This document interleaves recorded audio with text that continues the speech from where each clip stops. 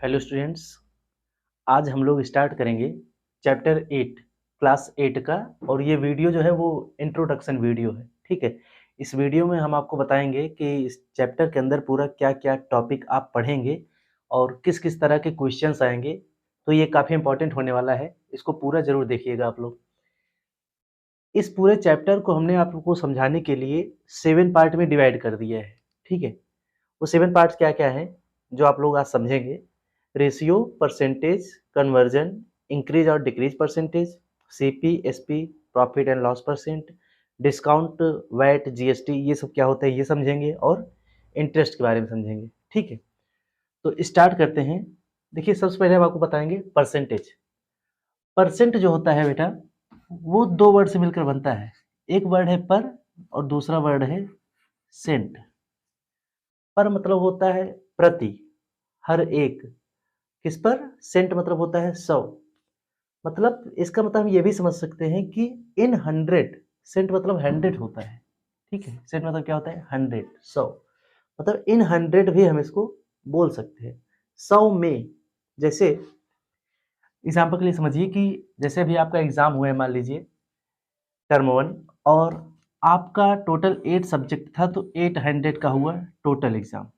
ठीक है, और उसमें से आपको मिला 480 मार्क्स ना। ये जो आपको मार्क मिला है, ये 480 कितने में मिला है? ये 800 में मिला है ना। लेकिन अगर इसी 100 को हम किसी तरीके से 800 को अगर हम 100 बना दें तो वही आपका परसेंट आएगा, फिर ऊपर जो भी होगा। ठीक है, 480 वो तो आपका इन 100 है, इसको हम पर 800 भी बोल सकते हैं। 480 पर 800 ऐसा भी बोल सकते हैं।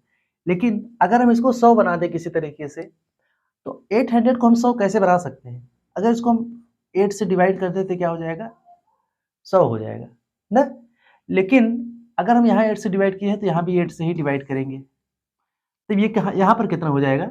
यहाँ पर हो जाएगा ये 8 से डिवाइड करने पर 8 6 48 और 0 60। ये क्या आ गया आपका? 8 से डिवाइड करने पर 60/100। अब अगर नीचे 100 आ गया तो ये बन गया परसेंट। ये क्या बन गया? परसेंट। यानी आपका मार्क्स कितना आया है? 60% आया है। ठीक है, तो परसेंट मतलब 100 पर। ये 800 पर था, तो हम कोई भी चीज अगर परसेंट में निकाल रहे हैं तो इसका मतलब हम वो चीज 100 पर निकाल रहे हैं। ठीक है, उसके नीचे क्या होगा? 100। ये जो परसेंट का सिंबल है ना, ये 100 से ही बना है। ये 1 ऐसे तिरछा हो जाता है और ये दोनों जीरो जो है इसके ऊपर नीचे लग जाते हैं। परसेंट 100 से ही बना है। बात समझ आ रही है? जैसे एक एग्जांपल समझिए, जैसे आपका पीटी एग्जाम होता है जो पीरियोडिकल टेस्ट, वो मान लीजिए 20 मार्क का होता है ना, और उसमें आपको मिला है 16 नंबर ना। लेकिन जब रजिस्टर बनता है, जब टीचर्स रजिस्टर बनाते हैं, तो वो 20 में मार्क्स नहीं चढ़ाते हैं, वो मार्क्स आपका चढ़ाते हैं 10 में। कितने में? 10 में चढ़ाते हैं मार्क। तो जो आप 16 पाए रहते हैं वो बाद में हो जाता है 8, क्योंकि 20 को हाफ कर देते हैं तो 10 हो जाता है, इसीलिए वो 16 को भी हाफ कर देते हैं, तो क्या हो जाता है वो 8। अब जो आपका बना है ये क्या है? 8/10 ना। इसको परसेंट नहीं बोलेंगे, 8% नहीं बोलेंगे, इसको हम क्या बोल सकते हैं पता है? 8/10 बोल सकते हैं। परसेंट तब बोलते हैं जब नीचे 100 होता है, लेकिन यहाँ तो नीचे 10 है ना, तो इसको हम क्या बोल सकते हैं? 8/10। तो अगर इसका हम परसेंटेज निकालना चाहें, 8/10 कितना परसेंट होता है, तो हम क्या करेंगे? एक तो अभी हम आपको जो तरीका बता रहे हैं हम करते नहीं, ये आपको समझाने के लिए बता रहे हैं। इसके नीचे अगर 100 आ जाए तो परसेंट बन जाएगा। तो इसके नीचे 100 कैसे आएगा? 10 से मल्टीप्लाई करके ना। अगर नीचे मल्टीप्लाई किए है तो ऊपर भी 10 से मल्टीप्लाई करेंगे, तो ये कितना हो जाएगा? 8 10 जा 80। अब 80/100 हो गया। अब नीचे 100 हो गया तो यही हमारा क्या हो गया? परसेंट हो गया, यानी 80%। आपका कितना मार्क आया है? 80%। और आप लोग निकालते कैसे हैं परसेंट? जब भी आपको कोई परसेंट निकालना हो तो आप कोशिश करेंगे कि किसी तरीके से फ्रैक्शन बन जाए। ठीक है, जब कोई चीज फ्रैक्शन में हो जाती है तो परसेंट बनाना बहुत आसान हो जाता है, क्योंकि फ्रैक्शन को परसेंट बनाने के लिए कुछ नहीं करना होता है, इनटू 100 करना होता है। जैसे मान लीजिए यही आपका है, आपको 16 नंबर मिला, कितने में से? 20 में से।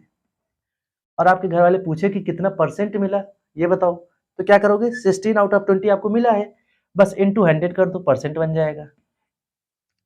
डिवाइड कर दो, ये एक जीरो से एक जीरो गया और 2 से ये 10 गया हमारा 5 बार, और 16 5 जा 80, यानी आपको नंबर कितना मिला है, 18% मिला है, अगर 16 आपको 20 में मिला है तो ना। अब ये हमारा परसेंट में आ गया, यानी इसके नीचे 80 के नीचे क्या हो जाएगा, 100, समझने के लिए, ठीक है। और देखिए 80% आया भी है आपका, चाहे जितने में हम निकाल लें, तो ये होता है हमारा परसेंट। अब यहाँ पर एक चीज और समझो बेटा, जैसे आपका ये जो आपको मिला है नंबर 480, ये आपका एक्चुअल नंबर है। कोई डाटा हम तीन तरह से बता सकते हैं, आपको जो नंबर मिला है तीन तरह का कैसे बता सकते हैं। जैसे मान लीजिए आपको 480 मिला, तो आप तो किसी से ये भी बता सकते हैं कि मेरा जो मार्क्स आया है ओवरऑल वो 480 आया है। आप अपने डाटा को इस तरह से बता दिए, जो कि एक्चुअल है, इसको बोलते हैं एक्चुअल नंबर। और आप क्या बता सकते हैं, इसको इन 100 बता सकते हैं, इन 100 यानी परसेंट में। तो आप बताएंगे कि मुझे कितना मिला है, 60% मिला है। दोनों तो एक ही चीज है ना, 60% यानी 800 का 60% निकालेंगे तो 480 आएगा, ठीक। तो आप ऐसे बता सकते हैं 480 नंबर मिला है। आप ये भी बता सकते हैं कि 800 में से हमको 60% नंबर मिला है, और 800 का जब 60% निकालेंगे तो 480 ही आएगा। ये दो तरीका हो गया। एक तरीका और क्या है जिससे हम किसी को नंबर बता सकते हैं अपना, तीसरा तरीका है किसी से तुलना करके बता सकते हैं, कंपेयर करके। जैसे मान लो आपको मिला है 480 और कोई एक बच्चा और है उसको मिला हुआ है 640, ठीक। उसको कितना मिला हुआ है, 640। तो अब आप क्या कैसे बता सकते हैं पता है, अपना नंबर उसके परिप्रेक्ष्य में अपना नंबर बता सकते हैं, उससे रिलेट करके। तो आपका नंबर मान लीजिए आप ए हैं और वो बी है, ठीक। और अगर अब आप उससे अपना रिलेट करके नंबर बताना चाहें तो आपका है 480 और उसका है 640, ये दोनों कट रहे हैं तो काट दीजिए। 16 से ये दोनों जाता है, दोनों टेबल, 16 3 जा होता है 48 और 16 4 जा होता है 64। अब आप ऐसे बता सकते हैं कि जो मेरा नंबर है, ए का जो नंबर है वो बी का 3/4 है, ठीक है। ए का नंबर कैसे है, ये देखो रेशियो में एक्चुअली बन जाता है A:B, इसी को रेशियो बोलते हैं। A:B कितना आ जाइए, 3:4, ए का 3 बी का 4, ठीक है। तो आप ऐसे भी अपना नंबर बता सकते हैं कि मेरा नंबर जो है वो 3/4 है बी का, और बी का नंबर कितना है 4/3 है ए का, ठीक। तो किसी से रिलेट करके भी हम अपना नंबर बता सकते हैं, कोई भी डाटा रिलेट करके बता सकते हैं। अगर उसका 4 है तो हमारा 3 है ना, और इसी को बोलते हैं रेशियो, ठीक। ये था आपका परसेंटेज। और रेशियो क्या होता है, किसी भी डाटा को अगर हम कंपेयर करके बताएं किसी से, रेशियो मतलब होता ही है तुलना करना। अगर किसी नंबर को हम तुलना करके बता रहे हैं तो यानी हम रेशियो का यूज कर रहे हैं। रेशियो थोड़ा और समझिए, जैसे मान लीजिए एग्जांपल के लिए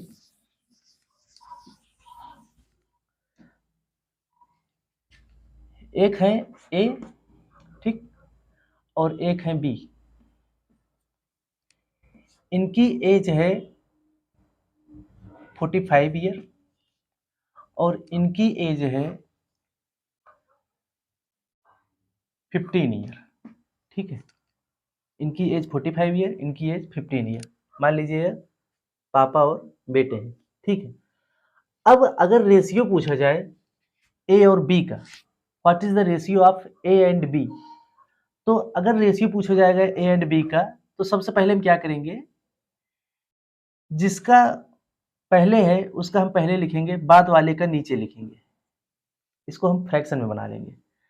और ए का कितना है 45 ईयर, बी का कितना है 15 ईयर।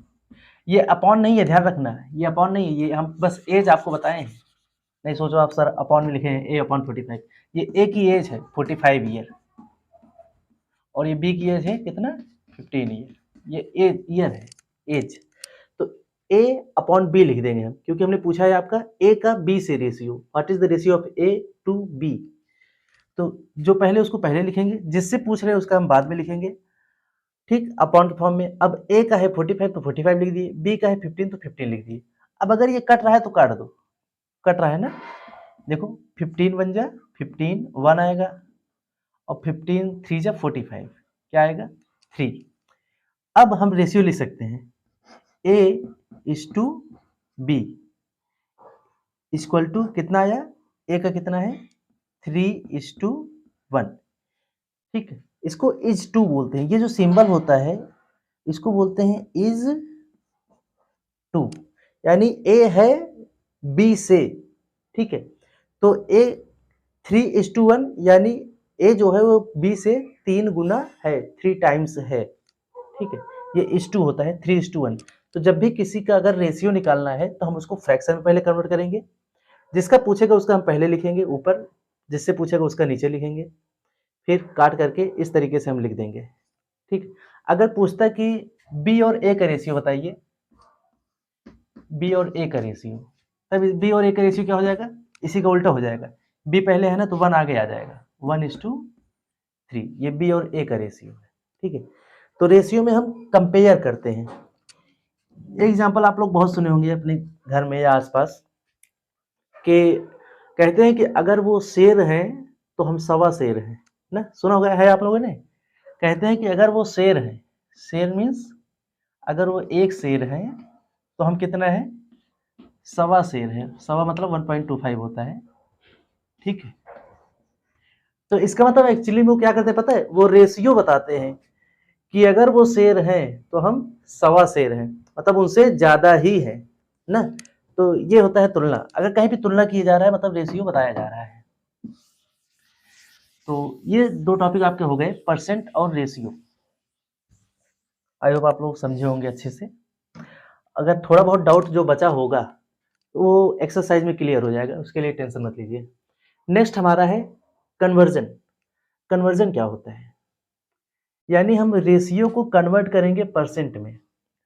जैसे a:b इक्वल टू है 3:4, ठीक। अगर इसको हम परसेंट में कन्वर्ट कर दे तो वही हमारा हो जाएगा रेशियो, 3:7 कर देते हैं इसको, ठीक है। अगर हम पूछें कि इसको परसेंटेज में कन्वर्ट करो तो परसेंटेज में कैसे कन्वर्ट करते हैं, अगर a का परसेंट निकालें हम इसमें टोटल में, तो a कितना है 3 है ना, कितने में 3 है, टोटल कितना, टोटल पार्ट कितना है 3 और 7 10 ना, तो 3 जो 10 है 3 10 का कितना परसेंट है, तो 0 0 कट गया, 10 3 जा 30%। अगर b का परसेंटेज पूछे इसी में तो b का रेशियो कितना है 7, और नीचे लिखेंगे टोटल 7 और 3 10 इंटू 100 कर दो, परसेंट आएगा। जब भी फ्रैक्शन बन जाए तो इंटू 100 कर दोगे तो परसेंट निकल जाएगा, परसेंट 0 से 0 गया और 10 से बन जाए 70%। यानी ये जो कुछ भी है उसमें a 30% है, b 70% है। तो इस तरीके से हम रेशियो को परसेंट में कन्वर्ट कर सकते हैं, ठीक है।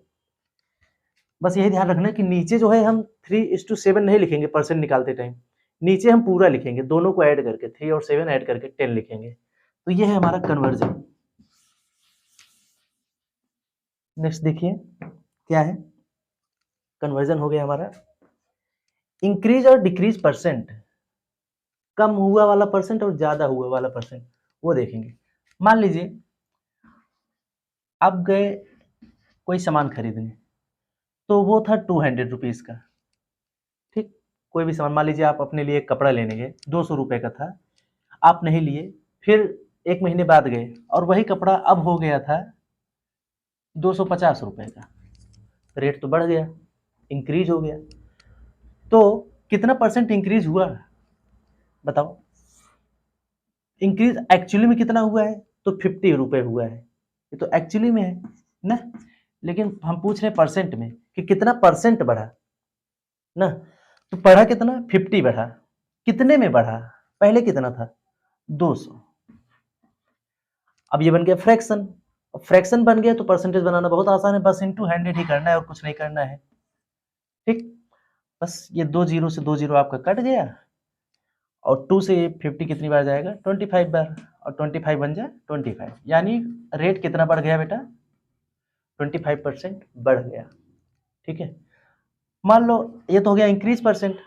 मान लो 200 था और बाद में जब आप गए तो वो हो गया 150 रुपए। इस बार रेट घट गया तो डिक्रीज हो गया, कितना घटा 50 घटा ना। कितने में घटा, पहले कितना था 200, 200 में 50 घटा और परसेंट निकाला था 100 से मल्टीप्लाई कर दो, 2 जीरो कट गया, कितना आ गया ये 25%। तो ये होता है इंक्रीज और डिक्रीज परसेंट। ठीक, नेक्स्ट टॉपिक देखिए क्या है और सीपी एसपी, ये चीजें समझिए।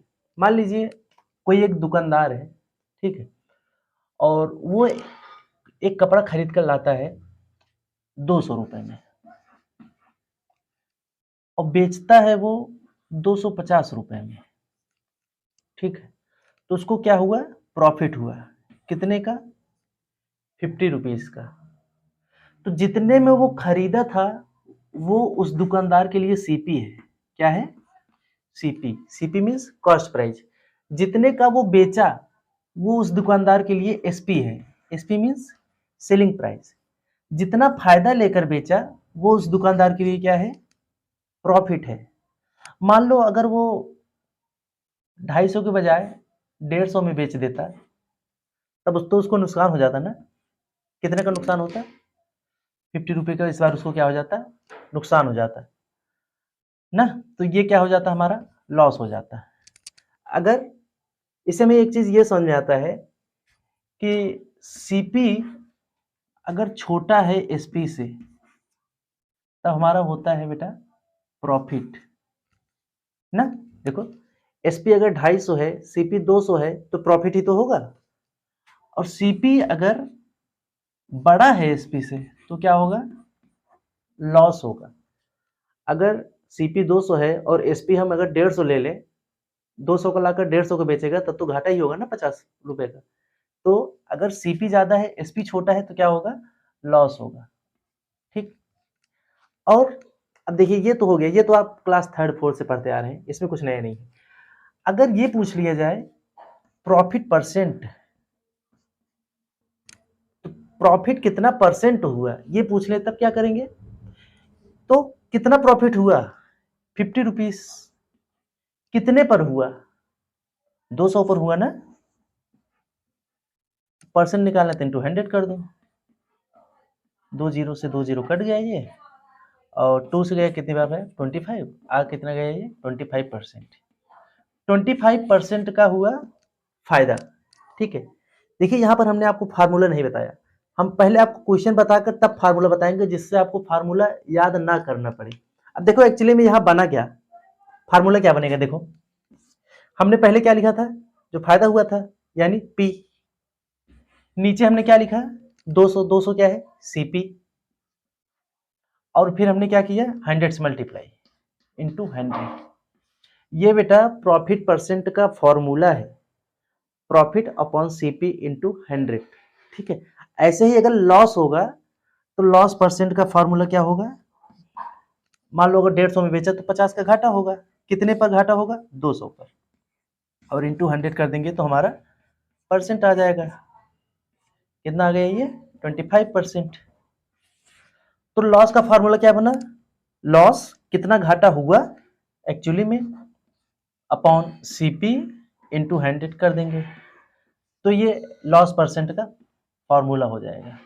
अब ये फार्मूला परसेंट में आ गया ना, तो ये फार्मूला है लॉस परसेंट का L upon C P into 100 और प्रॉफिट परसेंट का फार्मूला है P upon C P into 100। एक चीज यहाँ पर ये ध्यान देना आप लोग कि जब भी हम प्रॉफिट या लॉस परसेंट निकालेंगे नीचे हमेशा सीपी ही होगा, कभी भी गलती से नीचे एसपी मत लिख देना। ठीक है, फायदा और नुकसान हमेशा कॉस्ट प्राइस पे होता है, सेलिंग प्राइस पे नहीं, ये ध्यान रखना। तो ये हो गया हमारा प्रॉफिट और लॉस परसेंट। और देखिए एक ही एग्जांपल से आपको सारा इसलिए बता रहे हैं जिससे आप बेहतर रिलेट कर पाए थोड़ा। और देखो नेक्स्ट है हमारा इंक्रीज डिक्रीज परसेंट हो गया, सीपीएसपी हो गया, डिस्काउंट, वैट और जीएसटी ये समझते हैं। डिस्काउंट क्या होता है? मान लो आप एक सामान लेने गए, कपड़ा ही लेने गए,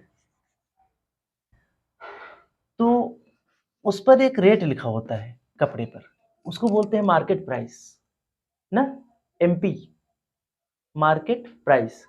जैसे सीपी होता है, एसपी होता है, ऐसे एक एमपी होता है। एमपी मीन्स होता है मार्केट प्राइस, हिंदी में इसको बोलते हैं अंकित मूल्य, कितना उस पर लिखा हुआ है, ठीक है। और उस कपड़े के ऊपर जो एमपी है, मार्केट प्राइस है, वो लिखा हुआ है 200 ही मान लो, चलो ठीक है, 200 रुपये उस पर लिखा हुआ है। और दुकानदार ने कहा कि हम देंगे डिस्काउंट, तो आपने पूछा कितना परसेंट देंगे डिस्काउंट, तो उसने कहा कि हम 20% डिस्काउंट दे देंगे। कितना दे देंगे? 20%। तो आपको वो कितने में मिला? आपको कितना पेमेंट करना पड़ा? आप कितना अमाउंट देंगे उसको? डिस्काउंट जब भी होता है तो मार्केट प्राइस पर होता है, ये ध्यान रखना। डिस्काउंट हमेशा किस पर होगा? मार्केट प्राइस पर। कितना डिस्काउंट दे रहा है? 20%। तो आपको कितना अमाउंट देना पड़ेगा, पे करना पड़ेगा उसको? तो आप 20% घटा कर देंगे ना, क्योंकि वो तो छूट दिया है आपको 20% का, तो 200 पूरा नहीं देंगे, उसका 20% कम करके देंगे। तो 20% कितना हुआ वो तो निकालना पड़ेगा, तभी तो कम करेंगे, तो हम निकाल लेंगे 20% ऑफ 200 हम निकाल लेंगे, और जो होगा वही हम कम देंगे। तो 20% ऑफ 200 कितना होगा? जब भी ऐसा कुछ आपको मिल जाए तो परसेंट यहाँ से हटा दिया करो, और परसेंट हटाओगे तो बेटा नीचे आ जाएगा वो, और नीचे आके बन जाएगा 100। यहाँ से परसेंट हटाओगे नीचे आ जाएगा, और नीचे आके बन जाएगा 100। ऑफ मीन्स होता है मल्टीप्लाई, और 200 तो है ही, ये 2 जीरो आपका कट गया, और यहाँ क्या बचा? 20, और यहाँ बचा 2, तो 22 जा 40, यानी 20% ऑफ 200 कितना आया? 40। तो 40 रुपए का डिस्काउंट आपको वो दे रहा है, इसका मतलब 20% कितना हुआ? 40 रुपए, तो 40 रुपए का डिस्काउंट दे रहा है। तो आपको पेमेंट कितना करना पड़ेगा? 200 डिस्काउंट में हमेशा घटाया जाता है, ठीक है। तो आपको कितना पेमेंट करना पड़ेगा? 160 रुपए। ये तो गया डिस्काउंट, जहां पर आपको पैसा कम देना पड़ा। अगर डिस्काउंट की जगह यहीं पर वो कह देता कि मार्केट प्राइस तो है 200 रुपए, और डिस्काउंट छोड़ो, हमको अलग से एक वैट लगाना पड़ेगा। वैट मतलब होता है वैल्यू एडेड टैक्स। एक टैक्स लगाना पड़ेगा जिसकी वजह से और ज्यादा पैसा देना पड़ेगा। या फिर उसने कह दिया कि हमें जीएसटी लगाना पड़ेगा इस पर, आजकल जीएसटी चल रहा है इसलिए हम यहाँ पे जीएसटी टर्म यूज किए हैं। जीएसटी मीन्स होता है गुड्स एंड सर्विस टैक्स। तो ये तो हो गया डिस्काउंट, यहाँ पर छूट मिलता है, पैसा कम करके देना पड़ता है। लेकिन ये वैट, जीएसटी या सेल्स टैक्स होते हैं, इसमें पैसा ज्यादा देना पड़ता है, क्योंकि ये टैक्स है, ये टैक्स नहीं है, अलग से लगता है। मान लो उसने कह दिया कि आपको वैट देना पड़ेगा 20%, तब आपको कितना पेमेंट करना पड़ेगा? तो 20% पैसा आपको ज्यादा देना पड़ेगा उसको। तो 20% कितना आया? 40 रुपए। तो इस बार आपको माइनस नहीं करना है 40, इस बार आपको 40 प्लस करना है। अब आपको कितना अमाउंट पे करना पड़ेगा उसे? 240 रुपीज आपको देना पड़ेगा, ठीक है, क्योंकि इस बार वैट भी लग गया है। तो आप लोग समझे होंगे ये चीज। अगर आपको इस क्लास में, इंट्रोडक्शन क्लास में 50% भी समझ में आ रहा है तो इसका मतलब ठीक है, आप परेशान मत होना, ठीक है। आगे जब एक्सरसाइज शुरू होंगे तो आपको पूरा समझ में आ जाएगा धीरे धीरे। अब देखिए सबसे इंपॉर्टेंट चीज क्या है, ये इंटरेस्ट। इंटरेस्ट हमारा दो होता है, इंटरेस्ट हमारे 2 होते हैं। एक होता है सिंपल इंटरेस्ट, सिंपल इंटरेस्ट, और दूसरा हमारा होता है कंपाउंड इंटरेस्ट।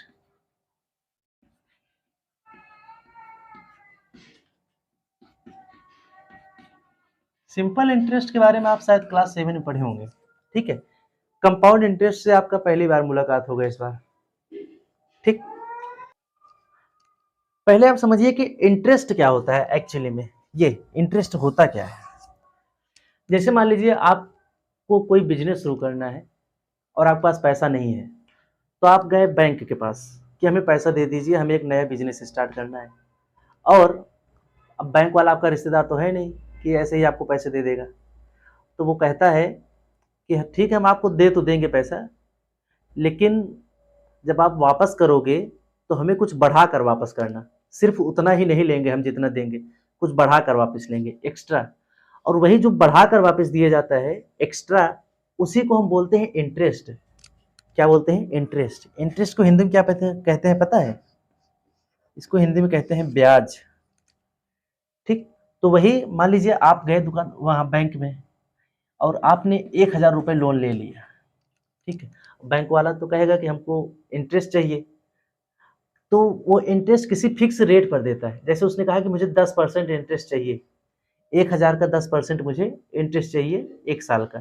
ठीक, तो उसने कह दिया कि मुझे 10% इंटरेस्ट चाहिए 1 साल का। कितने साल के लिए? 1 साल के लिए। तो बेटा यहाँ पर कुछ टर्म आपको पता होने चाहिए। जैसे जितना पैसा आपने लिया है उसको बोलते हैं प्रिंसिपल। ठीक है, जितना पैसा आपने लिया वो क्या होता है? प्रिंसिपल। जिस रेट पर आपने पैसा लिया है उसको बोलते हैं रेट, जिस दर पे आपने पैसा लिया है। जितने टाइम के लिए पैसा आप लिए हैं उसको बोलते हैं टी। ठीक, अब इसी में समझ लीजिए कि मान लीजिए कि आपने 1,000 रुपये लिया, 10% पे लिया और 2 साल के लिए। कितने साल के लिए आपने लिया? 3 साल के लिए ले लिया मान लीजिए। ठीक है, 3 ईयर के लिए आपने ले लिया, तो आपको कितना लौटाना पड़ेगा उसे? कितना ब्याज हुआ 3 साल का 1,000 रुपये पर? तो उसके लिए एक फार्मूला होता है। फार्मूला आप 7th क्लास में पढ़े थे, यहाँ रिवाइज हो जा रहा है। PRT/100, ये SI का फार्मूला होता है। SI मतलब सिंपल इंटरेस्ट, ये इसका फार्मूला होता है। P मतलब प्रिंसिपल, जितना आप लिए थे 1000 रुपीज। R मीन्स रेट, कितना परसेंट है? 10%। T मीन्स टाइम, टाइम कितना है? 3 ईयर। इन सब के बीच में मल्टीप्लाई का सिंबल होता है जब अगर कुछ नहीं है तो। और नीचे क्या है? 100। अब इसको सॉल्व कर लो, जो आएगा ऐसा ही होगा। तो देखो 2 जीरो से तो 2 जीरो कट गया, यहाँ हर जगह मल्टीप्लाई ही है ना, तो कट जाएगा। अब नीचे कुछ नहीं बचा, नीचे केवल 1 बचा है। तो 1 बचने से अगर 1 अगर नीचे है तो उसका मतलब कुछ नहीं है। ऊपर क्या क्या बचा है? 10, 10 और 3 ना, तो 10 10 जा 100, 100 3 जा 300, यानी SI कितना आ गया? Simple interest 300। अब जब आप बैंक को लौटाने जाएंगे तब उसको बोलते हैं अमाउंट। जब आप जो लौटाते हैं उसको बोलते हैं अमाउंट। अमाउंट में आपका क्या क्या होता है? जितना आप लिए थे आप वो भी देंगे 1,000 रुपये, और जितना ब्याज हुआ है आप वो भी देंगे। 3 साल का 300 ब्याज हुआ है, तो आप कितना देंगे कुल? उसको 1,300 रुपये लौटाएंगे। ठीक है, यहाँ से एक फॉर्मूला भी निकल कर आता है अमाउंट का। तो अमाउंट का फॉर्मूला क्या निकल कर आया बताओ? अमाउंट इक्वल टू होता है प्रिंसिपल, जितना आप लिए थे, प्लस SI, जितना ब्याज हुआ। ये अमाउंट का फार्मूला होता है। ये फार्मूला आपको याद रहना जरूरी नहीं है। ये आपको समझ में आया है ना कि अमाउंट क्या होता है? अमाउंट मीन्स जो आप लौटा रहे हैं, तो जो लिए हैं वो तो लौटाएंगे ही, साथ में ब्याज भी लौटाएंगे। तो प्रिंसिपल प्लस SI, एक भी फार्मूला आपको रटने की जरूरत नहीं है। ठीक है, एग्जाम्पल समझेंगे पूरा याद हो जाएगा। अब देखिए सिंपल इंटरेस्ट और कंपाउंड इंटरेस्ट में अंतर देखो क्या होता है।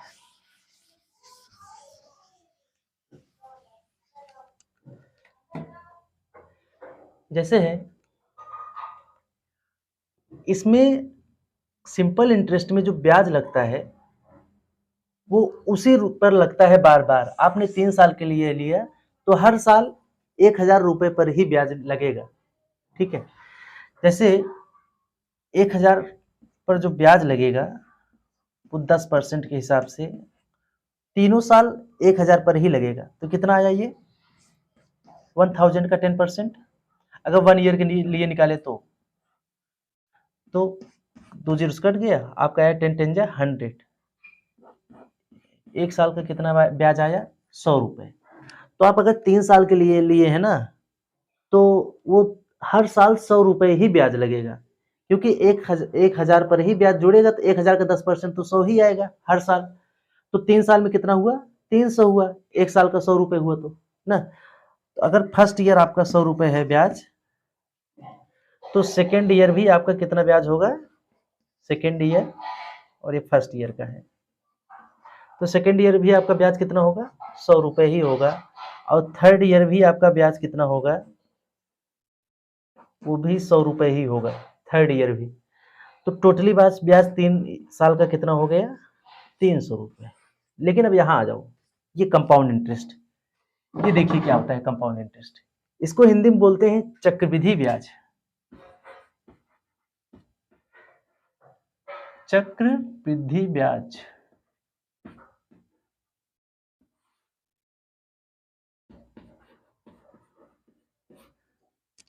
चक्रवृद्धि, ये चक्र की तरह लगता है, घूम घूम कर ब्याज लगता है, ब्याज के ऊपर ब्याज लगता है ये चक्रवृद्धि ब्याज।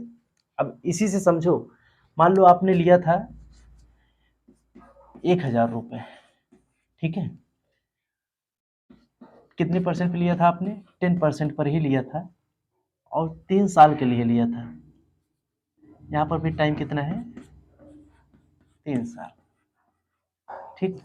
यहाँ पर आपने जो ब्याज लिया वो सिंपल इंटरेस्ट पे लिया, यहाँ पर जो आपने ब्याज लिया वो कंपाउंड इंटरेस्ट पे लिया। तो फिर होता क्या है कि जो पहले साल का ब्याज लगेगा वो तो उतना ही लगेगा जितना सिंपल इंटरेस्ट पे लगता है, यानी 1000 इंटू 10 इंटू 1, एक साल का ब्याज तो वही होगा, 2 जीरो कट गया, कितना आ गया ये, 100 रुपये। एक साल का तो 100 रुपये ही ब्याज लगेगा। लेकिन ये तो फर्स्ट ईयर का है, सेकेंड ईयर में क्या होगा बेटा, यहीं से इसका खेल शुरू होगा, सेकेंड ईयर से ही। सेकेंड ईयर ब्याज केवल 1000 रुपये पर नहीं लगेगा, सेकेंड ईयर में जो ब्याज लगेगा वो 1000 पर तो लगेगा ही, साथ में फर्स्ट ईयर का जो ब्याज हुआ था, कितना हुआ था, 100 रुपये, उस पर भी ब्याज लगेगा। यहां पर हर साल इसी पर केवल ब्याज लगता था, लेकिन यहां पर सेकेंड ईयर से ब्याज शुरू हो जाता है टोटल अमाउंट पर, 1000 पर तो लगेगा ही, साथ में अब जो एक साल का ब्याज हुआ था 100 रुपये, उस पर भी ब्याज लगेगा। यानी अब ब्याज किस पर लगेगा, अब ब्याज लगेगा 1100 रुपये पर, ठीक है। तो सेकेंड ईयर ब्याज कितना देना पड़ेगा उसको, 1100 का 10% देना पड़ेगा, ठीक है, 1100 का 10%। एक साल के लिए है तो इंटू 1 लिखो या न लिखो, कोई दिक्कत नहीं है। ये 2 जीरो कट गया, 11 1 जा 11, और एक जीरो है तो जीरो लग गया, 110। यानी सेकेंड ईयर का ब्याज कितना आया, 110 रुपये। फर्स्ट ईयर का ब्याज कितना आया था, 100 रुपये। अब देखो थर्ड ईयर में ब्याज कितना आएगा, अगर थर्ड ईयर का ब्याज निकालें हम, तो अब थर्ड ईयर में जो ब्याज लगेगा वो 1000 पे नहीं लगेगा ना, तो 1100 रुपये पे लगेगा।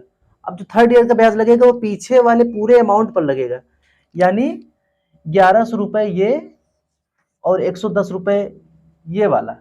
अब ये दोनों ऐड हो जाएंगे, ठीक है, तो ये दोनों कितना हुआ ऐड होकर, 0 1 2 1, 1210 रुपये पर अब ब्याज लगेगा थर्ड ईयर में। यानी इसमें ब्याज जोड़ते जाते हैं और ब्याज के ऊपर भी ब्याज लगता जाता है, इसीलिए इसको बोलते हैं चक्रवृद्धि ब्याज, घुमा घुमा कर ब्याज लगाते हैं इसमें।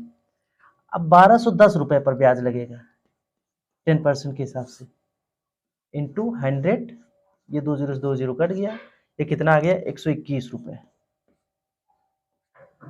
121 121 रुपये। थर्ड ईयर का ब्याज कितना है, 121। यहाँ तीनों साल 100 रुपये ही ब्याज आया था, लेकिन यहाँ देखो पहले साल तो 100 आया था, दूसरे साल 110 रुपये आया, तीसरे साल 121 रुपये ब्याज आया। यानी यहाँ पर इसको टोटल कितना लौटाना पड़ेगा, अगर लौटाना हो तो 1 2 और 1 3 2 और 1 3 2 और 1 3, यानी 1331 रुपये लौटाना पड़ेगा। और यहाँ पर उसको कितना लौटाना पड़ेगा, 1300 रुपये लौटाना पड़ेगा, 1000 ब्याज का और 300 ये ना, तो 1300 रुपये लौटाना पड़ेगा अगर सिंपल इंटरेस्ट पे लिया है। कंपाउंड इंटरेस्ट पे लिया है तो कितना लौटाना पड़ेगा, 1331 रुपये लौटाना पड़ेगा, ठीक है। तो लेकिन मेन चीज देखो, अगर आपको कंपाउंड इंटरेस्ट निकालना है तो ऐसे नहीं निकालना है जैसे हम निकाल के बताए हैं आपको, ये तो समझाने के लिए बताए हैं, उसका एक फॉर्मूला होता है कंपाउंड इंटरेस्ट का। अगर आपको कंपाउंड इंटरेस्ट निकालना है फार्मूला क्या है कंपाउंड इंटरेस्ट निकालने का? डायरेक्ट अमाउंट निकलता है, डायरेक्ट अमाउंट निकलेगा उस फार्मूला से। फार्मूला है P into 1 plus R upon 100 और टोटल की पावर n। ठीक है, इस फार्मूला से डायरेक्ट आपका अमाउंट निकलेगा। देखिए इस फार्मूला से निकाल के दिखाते हैं अमाउंट आपको। P कितना है हमारा 1000, ब्रैकेट लगा दो, ये तो 1 ही रहेगा। रेट कितना है हमारा 10% अपॉन 100, n मतलब होता है टाइम। ठीक है, इस फार्मूले में n का मतलब है टाइम, तो कितना साल के लिए 3 साल के लिए, पावर में हमारा 3 लग गया। चलो इसको सॉल्व करते हैं। ये 1000 तो ऐसे ही रहेगा, ये एक जीरो से एक जीरो कट जाएगा हमारा, और इसको जब सॉल्व करते हैं तो हम 10 बन जाए 10 ना, 10 बन जाए 10 प्लस इसके ऊपर वाला तो वही रहेगा 1 ही रहेगा, और इस बार पूरे के पावर में 10 लग जाएगा, और इसकी पावर में क्या होगा 3 होगा। ये फ्रैक्शन सॉल्व करना आपको लोगों को आता होगा, ये फ्रैक्शन ही तो है 1 प्लस 1 अपॉन 10, तो 10 बन जाए 10 और इसके ऊपर तो 1 ही रहेगा और पूरे के पावर में 10 हो जाएगा इस बार। तो 1000 ब्रैकेट में क्या आ जाएगा 10 और 1 11 अपॉन 10 की पावर 3। अब ब्रैकेट खोल दो तो क्या हो जाएगा 1000 इंटू, अगर पावर में 3 है तो मतलब इसका 3 बार multiply 11 upon 10 into 11 upon 10 into 11 upon 10। देखो 3 जीरो से 3 जीरो ये कट जाएंगे, आया क्या हमारा, ये तो 1 खत्म ही है। 11 इंटू 11 इंटू 11, जब आप 11 इंटू 11 करेंगे यानी आप 11 का क्यूब निकाल रहे हैं 3 बार मल्टीप्लाई, और 11 का क्यूब कितना होता है, शायद आपको याद भी हो, पीछे चैप्टर में आप पढ़ के आए हैं 13 31 11 का क्यूब होता है। तो ये डायरेक्ट अमाउंट आ गया, जो यहाँ पर आपका आया था अमाउंट टोटल 1331 रुपये, यहाँ पर देखिए फार्मूला से भी आ गया आपका 1331 रुपये। तो ये वाला फार्मूला आपको याद करना पड़ेगा, यही एक फार्मूला है जो आपको याद करना है। P बाहर, फिर 1 प्लस R अपॉन 100 टोटल की पावर में n, ये है हमारा कंपाउंड इंटरेस्ट। ठीक है, यहाँ पर शायद आपको समझ में आया हो ना, और आया है तो अच्छी बात है, नहीं आया तो घबराना मत, ये फार्मूला समझ में आया होगा ना। तो ये वीडियो काफ़ी इम्पोर्टेंट है और इसको एक बार और देख लेना आप लोग ज़रूर, तो सारे कॉन्सेप्ट और थोड़ा क्लियर हो जाएंगे।